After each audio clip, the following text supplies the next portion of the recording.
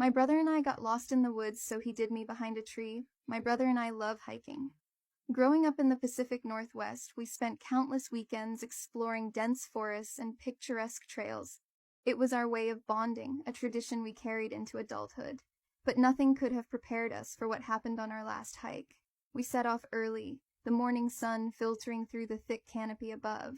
The trail was one we hadn't explored before, supposedly leading to a stunning, hidden waterfall. Armed with our trusty map and a sense of adventure, we were ready for anything, or so we thought. A couple of hours in, we reached a fork in the path that wasn't marked on our map. After a brief debate, we chose the left trail, convinced it was the right direction. It wasn't. As the hours passed, the trail became less distinct, the forest thicker and more oppressive. We tried to retrace our steps, but everything looked the same. Panic began to set in. Our phones had no signal, and the sun was starting to set. We were well and truly lost.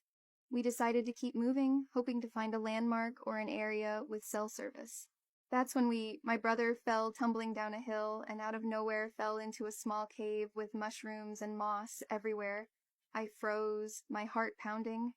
My brother laying there senselessly, and I just called out to him, but no response. After what felt like an eternity, he called out my name and said, "A little help, please." I quickly grabbed him out. When I picked him out, he had a bunch of little flowers on him shaped of hearts.